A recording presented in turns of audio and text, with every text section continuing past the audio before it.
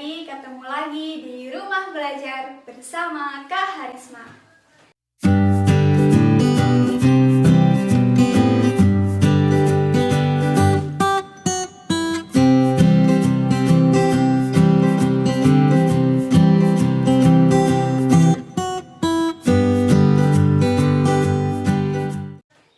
Nah, hari ini kita akan belajar tentang materi kelas 4 tema 2 tentang sumber energi. Nah, kalian tahu nggak sih sumber energi apa yang terbesar di bumi kita ini? Ya, sumber energi matahari. Nah, matahari merupakan sumber energi terbesar di bumi. Matahari memiliki manfaat yang sangat banyak sekali. Kak Harisma ada foto yang bisa kalian lihat di sebelah sini. Nah, gambar di samping menunjukkan manfaat dari sumber energi matahari.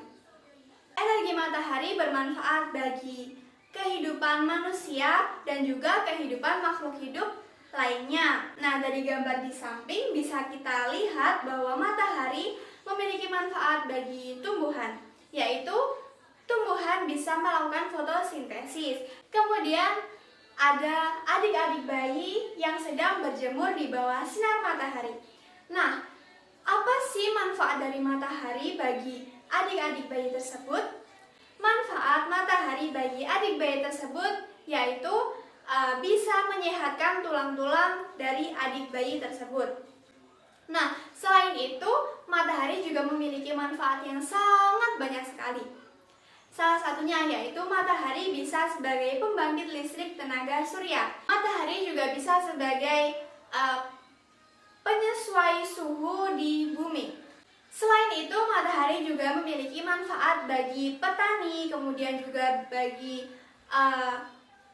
penduduk lainnya, seperti misalnya petani gerabah yang mengeringkan gerabah dengan energi matahari. Lalu juga ada petani laut yang mengeringkan garam di bawah sinar matahari atau sumber energi matahari. Nah, selain sumber energi matahari tersebut bermanfaat bagi kehidupan manusia, sumber energi matahari tersebut juga bermanfaat bagi tumbuhan. Seperti misalnya, tumbuhan membutuhkan sumber energi matahari agar tumbuhan tersebut cepat tumbuh.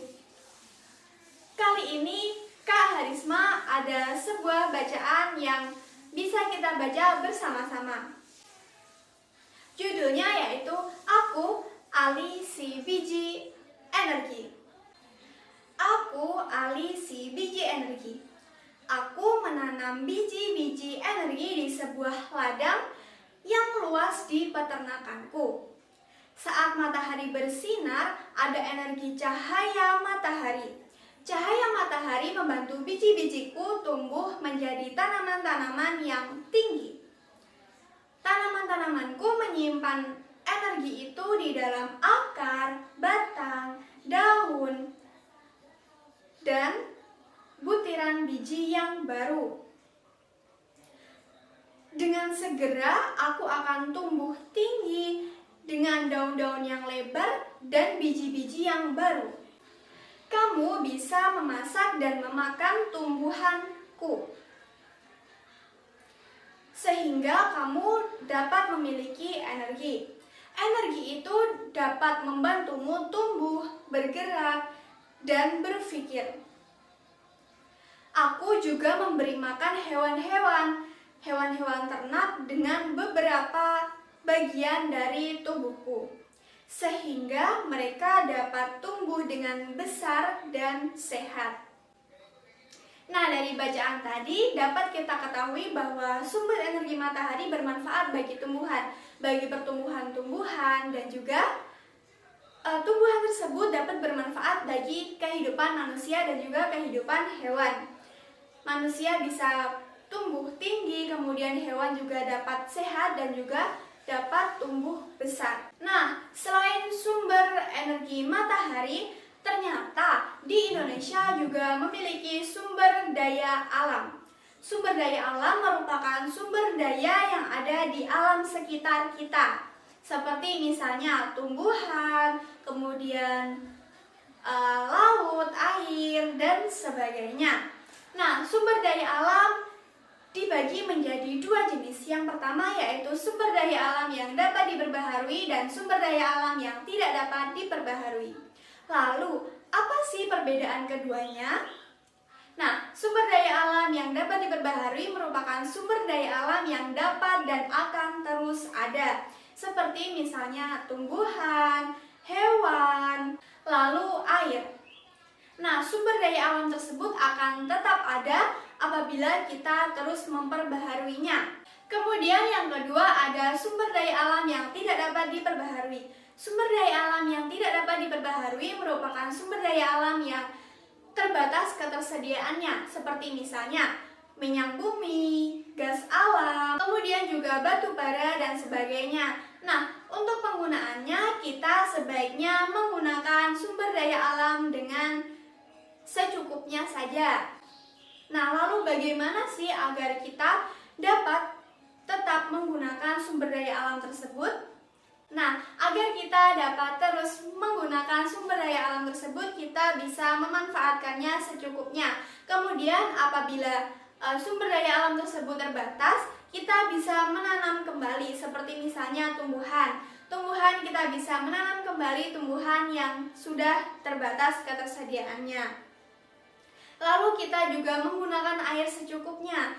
Jika kita tidak menggunakannya, sebaiknya kita matikan keran air yang ada di rumah. Lalu Kak Harisma ada lagu untuk kalian dengarkan bersama-sama mengenai sumber daya alam yang dapat diperbaharui dan juga sumber daya alam yang tidak dapat diperbaharui.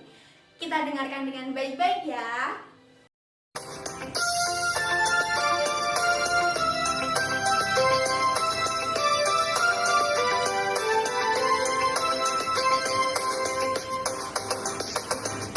Sumber daya alam ada dua jenis, yang diperbarui, tak diperbarui. Hewan, tumbuhan, air, udara, itulah contoh yang diperbarui. Minyak, gas alam, dan bahan tambang, itulah contoh tak diperbarui. Jadi hari ini kita belajar tentang apa saja adik-adik?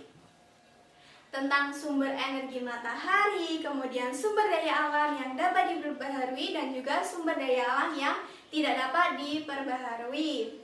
Nah, dari materi tersebut bisa kita tarik kesimpulan bahwa kita sebaiknya menggunakan sumber daya alam dengan sebaik mungkin, dengan secukupnya saja. Hari ini kita sudah membahas banyak sekali materi ya. Sekian pembelajaran kita pada hari ini. Kita akan bertemu lagi pada pembelajaran-pembelajaran berikutnya, tentunya dengan materi yang lebih menarik lagi. Mohon maaf apabila Kak Harisma terdapat kata atau kalimat yang salah pada pembelajaran kita kali ini.